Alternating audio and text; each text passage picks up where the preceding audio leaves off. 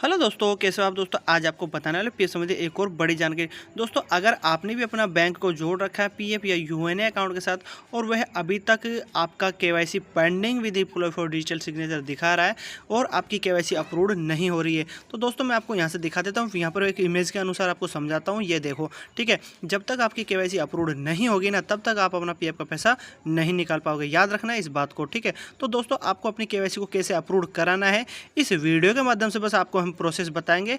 उसका आप एक माध्यम है ग्रीवेंस का। ग्रीवेंस कैसे करते हैं और ग्रीवेंस से कैसे आप करवा सकते हो। ग्रीवेंस तो सभी डालना जानते होंगे, लेकिन ग्रीवेंस में आपको क्या क्या पॉइंट रखने हैं, क्या क्या लिखना है, यही सबसे इंपॉर्टेंट वीडियो है, ठीक है। तो इस वीडियो के माध्यम से ही आपको हम बताएंगे कि केवाईसी को कैसे आप अपनी अप्रूव्ड करवा सकते हो, ठीक है। क्योंकि केवाईसी तो करना सबको ही आता होगा, पॉइंट वगैरह सभी लिखना आता होगा, लेकिन इसमें एक ऐसी इंपॉर्टेंट चीज़ दूंगा आपको जो आप कभी लिखते नहीं हो। केवाईसी को जब अप्रूव कराने के लिए आप ग्रीवेंस भी डालते हो ना, तो ये नहीं लिखते होंगे। तो प्लीज़ इसको वीडियो के माध्यम से वही चीज़ और वही पॉइंटों को मैं समझाऊंगा कि ये कमियां आप छोड़ देते हो, तो उनको पूरा लिखना आपको जरूरी है। तो दोस्तों, बस आपसे छोटी सी रिक्वेस्ट है, अगर आप हमारे चैनल पर नए हो ना, तो प्लीज़ चैनल को सब्सक्राइब जरूर कर लेना, क्योंकि हम पीएफ संबंधी वीडियो डालते हैं जो आपकी पूरी हेल्प करती है।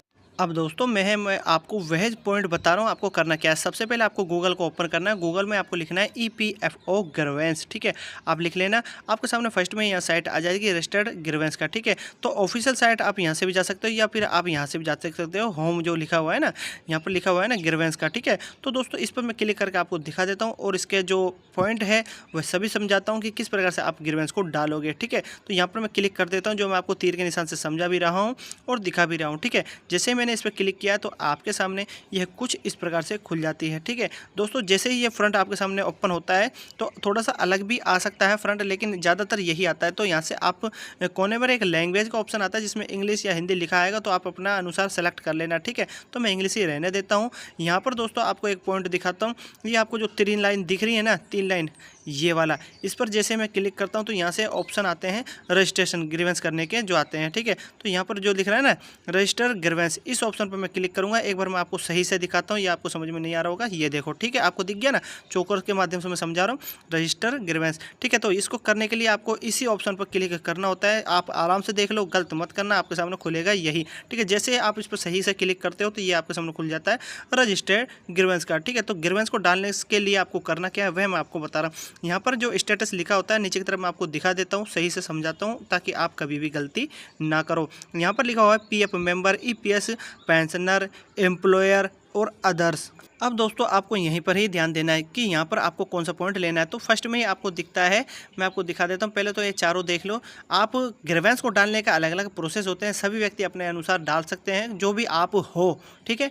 लेकिन हम एक पीएफ मेंबर है और हमें बैंक की केवाईसी पेंडिंग आ रही है हमारी बहुत दिनों से, तो उसके लिए जो पॉइंट है उसको हमको सेलेक्ट कर लेना है। पीएफ मेंबर जो लिखा हुआ है, इसका जो गोला आपको दिख रहा है, इस पर आपको क्लिक कर देना है, ठीक है। जैसे जैसे मैं आपको बता रहा हूँ वैसे वैसे आपको करना है, ताकि आपकी साइट एकदम सही चले और सभी प्रोसेस आपका खुलता रहे। जैसे आप इस पर क्लिक करते हो तो ऊपर की तरफ ब्लू कलर का आ जाता है निशान सा पीएफ मेंबर के पास। उसके बाद में यहाँ पर बोलता है do you have claim ID, आपने कोई क्लेम तो नहीं कर रखा है। तो यहाँ पर ये बोलता है हम क्लेम कहाँ से करेंगे, क्योंकि हमारी तो केवाईसी ही अप्रूव्ड नहीं है। अप्रूव्ड जब केवाईसी होगी तभी तो हम पीएफ विड्रॉल के लिए क्लेम करेंगे। तो हम यहाँ पर कर देंगे नो, ठीक है। यस और नो का ऑप्शन पूछता है, तो जिस हिसाब से आपकी ग्रीवेंस होती है उस हिसाब से आप सेलेक्ट कर लेना, ठीक है।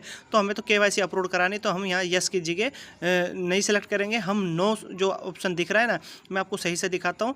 ये आप जरूर पॉइंट को याद रखना, नहीं तो आपका फॉर्म अलग प्रोसेस से खुल जाएगा, ठीक है। तो हम यहाँ से नो लिख रहा है ना, इसी ऑप्शन पर क्लिक करेंगे। ये मैं आपको दिखा देता हूँ, गोला गोला सा आपको दिख रहा है ना, इस ऑप्शन पर आपको क्लिक कर देना है। जैसे ही आप इस पर क्लिक करके आते हो ना, अब दोस्तों यहाँ पर आपके सामने साइट कुछ इस प्रकार से खुल जाती है। आगे का प्रोसेस जो खुल जाता है, यहाँ पर लिखा होता है यूनिवर्सल अकाउंट नंबर, और यूनिवर्सल अकाउंट नंबर आपका यूएनए नंबर होता है, ठीक है। नीचे की तरफ एक ऑप्शन भी आपको दिखता है सिक्योरिटी कोड का, ठीक है, वह भी समझाऊंगा, लेकिन उससे पहले आप याद रखना यूनिवर्सल नंबर जो है ना आपका वही होता है जो मैं आपको बता चुका हूँ, यूएएन उसको बोलते हैं account number, universal account number को, ठीक है। कैप्चा है, कैप्चा को कैप्चा की जगह डाल देना है और गेट डिटेल्स वाले ऑप्शन पर फिर आपको क्लिक कर देना है। याद रखें, कैप्चा आपका अगर चेंज हो जाता है तो कैप्चा को आपको वही डालना है जो आपका शो करता है। ठीक है, तो उसके बाद में है आपका ये ऑप्शन खुल जाता है। जब आप डिटेल डाल देते हो यहाँ पर लिखा आता है आपका यूनिवर्सल अकाउंट नंबर नज़र आता है। ठीक है, उसके बाद आपका अगर ईमेल आपने दे रखा है तो ईमेल नज़र आता है, अगर ईमेल नहीं दे रखा है तो आपको नहीं आता है। मोबाइल नंबर अगर आपने दे रखा है तो वह शो करता है क्योंकि मोबाइल के ऊपर OTP आता है। मोबाइल नंबर अगर जो आपका उसके साथ सबमिट है आधार कार्ड के साथ उसके ऊपर OTP आता है तो यहाँ पर लिखा हुआ है ना गेट OTP, तो याद रखिए गेट OTP आपको इस स्किल पर क्लिक करना है। अब जो मोबाइल नंबर शो कर रहा था ना यहाँ पर मोबाइल नंबर इधर, ठीक है, आप डिजिट दिखेगा उसको आप देख लेना, उसके ऊपर एक ईमेल आया होगा या फिर सॉरी इस पर एक OTP आया होगा, और अगर आपने ईमेल दे रखा है तो ईमेल के ऊपर भी OTP आया होगा। ठीक है, दोनों पर यहाँ पर भेजता है। अब OTP हम यहाँ डाल देंगे। डालने के बाद हम नीचे की तरफ मैं थोड़ा आपको दिखाता हूँ।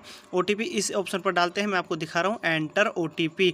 ठीक है, उसके बाद में यहाँ पर एक ऑप्शन दिखता है लाल कलर का सबमिट का, इस ऑप्शन पर हम क्लिक कर देंगे। तो मैं यहाँ से आपको लाइव डाल के दिखा देता हूँ। जैसे मैंने इस पर डाला है OTP वेरीफाइड सक्सेसफुली लिखा गया। अब यहाँ पर जो ब्लू कलर का लिखा हुआ है ना इस पर मैं ओके पर जो दिख रहा है इस पर मैं ओके पर वाले पर ओके पर क्लिक करूँगा। जैसे ही इस पर मैं क्लिक करता हूँ तो यहाँ पर दोस्तों आगे का जो प्रोसेस है कुछ इस प्रकार से खुल जाता है। यहाँ पर बोलता है पर्सनल डिटेल। अब पर्सनल डिटेल क्या होती है, यहाँ पर आपसे संबंधित जो आपका एड्रेस होता है वह मांगता है, आपका मेल फीमेल जेंडर वगैरह और अपने मोबाइल नंबर वगैरह सभी मांगता है। तो इस हिसाब से आपको सेलेक्ट करना है। तो आप जो भी हो ना वह जेंडर में आपको सेलेक्ट कर लेना, मेल हो फीमेल हो, ठीक है, वो थर्ड हो या फिर इस प्रकार से जो भी हो ना वह आपको सेलेक्ट कर लेना है। फिर दोस्तों आपको नीचे की तरफ जो ऑप्शन आते हैं ना एड्रेस फॉर है ना कम्युनिकेशन, तो आपको दोस्तों वही एड्रेस डालना है जो आपके आधार कार्ड के साथ होता है। ठीक है, बैक साइड में आप देखना आपके आधार कार्ड में जो एड्रेस होता है वही आपको डालना होता है। ठीक है, याद रखें जैसा सेम एड्रेस है वह आपको डालना है। अगर आपका 2 डिफरेंट एड्रेस है तो आप अपने अनुसार डाल देना, क्योंकि एक परमानेंट एड्रेस होता है और एक टेम्परेरी होता है। ठीक है, उसके अनुसार आप डाल लेना।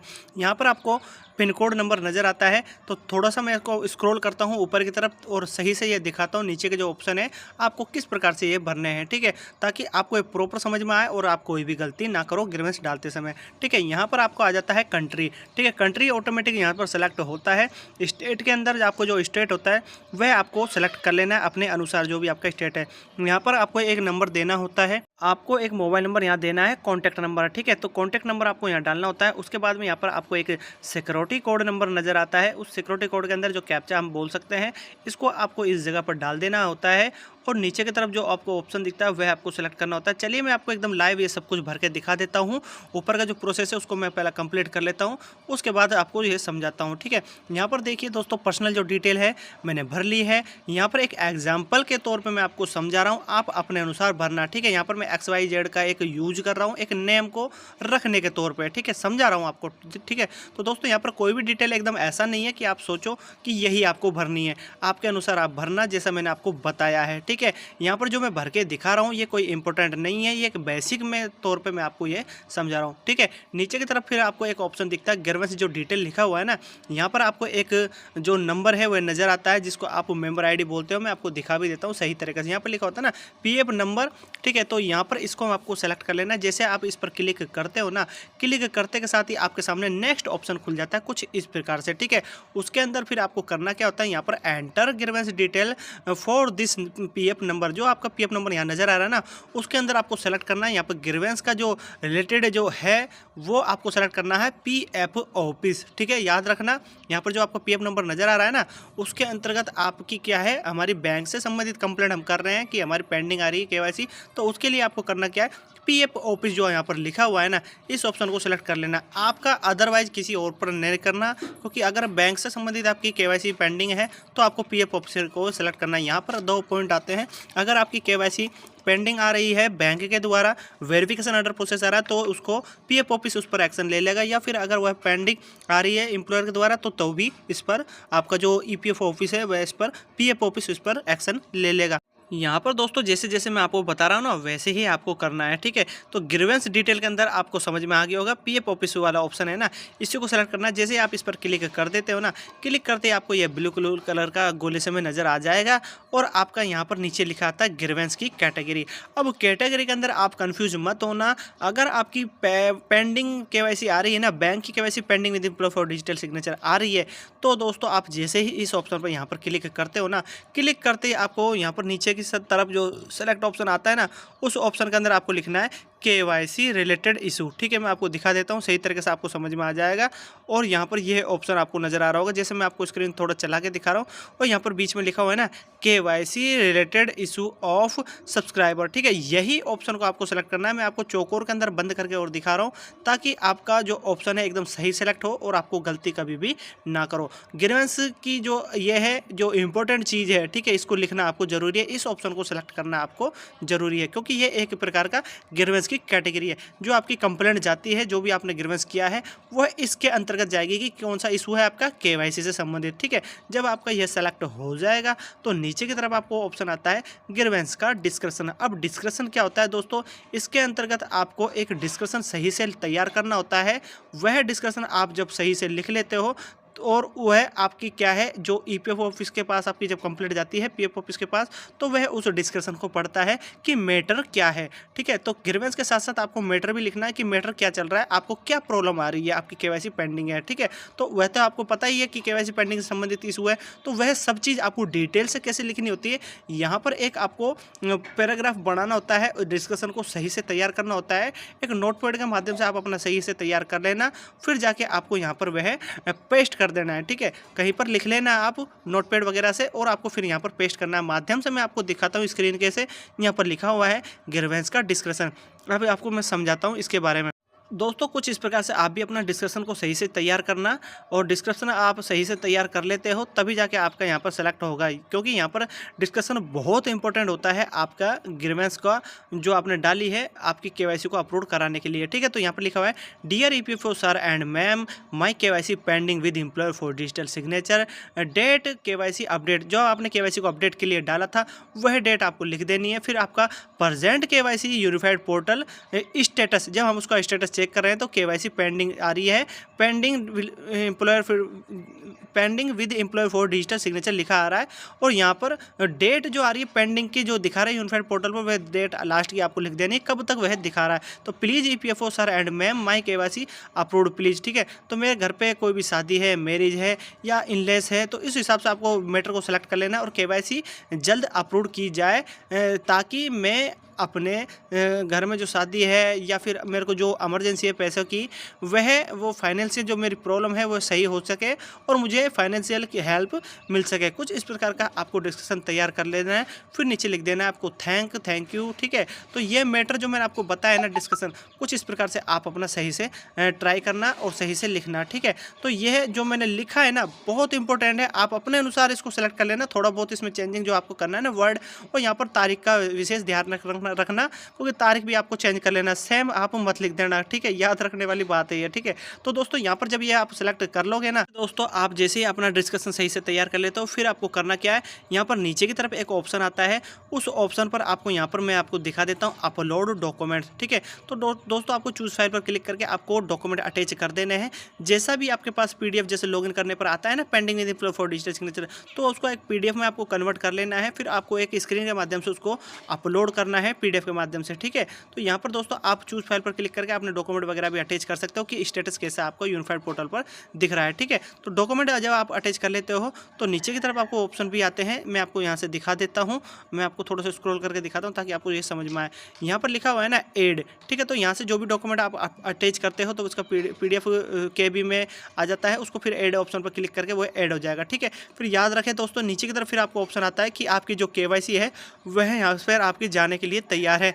यहाँ पर आपका बोलता है सिलेक्ट PF नंबर है जो आपको नज़र आता है। तो दोस्तों यहाँ पर आपको PF नंबर नज़र आता है और PF नंबर के बाद आपको ग्रीवेंस की कैटेगरी नज़र आती है। मैं आपको यहाँ से दिखा देता हूँ, ये जो लिखा हुआ है ना ग्रीवेंस की कैटेगरी क्या है, हमारा KYC pending with employ for digital signature है। ठीक है, तो उसको मैटर को यहाँ से वो है पेंडिंग है, उसको अपलोड कराने के लिए ही ये हमारा कैटेगरी का है। तो यहाँ पर जो PF ऑफिस उसको चेक करता है तो सबसे पहले कैटेगरी को चेक करता है। ठीक है, अब यहाँ से दोस्तों हमको अगर कोई एडिटिंग करनी है तो एक्शन एडिटिंग वाले ऑप्शन पर क्लिक कर लेंगे। तो यहाँ से मैं आपको जो दिखा चुका हूँ ग्रीवेंस की जो कैटेगरी हमारी इस ऑप्शन से सेलेक्ट है, और यहाँ से एक ऑप्शन आपको नजर आता है नीचे की तरफ सबमिट का, मैं आपको दिखा भी देता हूँ। अगर कोई आपको एडिट करना है, कोई कमी रह गई है तो एडिट ऑप्शन पर करके क्लिक कर सकते हो, या फिर आपको जो ऑप्शन दिख रहा है ना यहाँ पर ग्रीन कलर का, आपका सब कुछ मैटर सही है तो आपको सबमिट वाले ऑप्शन पर क्लिक करके आगे बढ़ जाना है। जब दोस्तों आप आगे बढ़ जाते हो तो यहाँ से आपको एक ऑप्शन नजर आता है जिसके अंदर आपको बोलता है आपने जो केवाईसी अभी डाली है वह सक्सेसफुली अपलोड हो चुकी है। और दोस्तों आपको एक पीएफ नंबर नज़र भी आता है।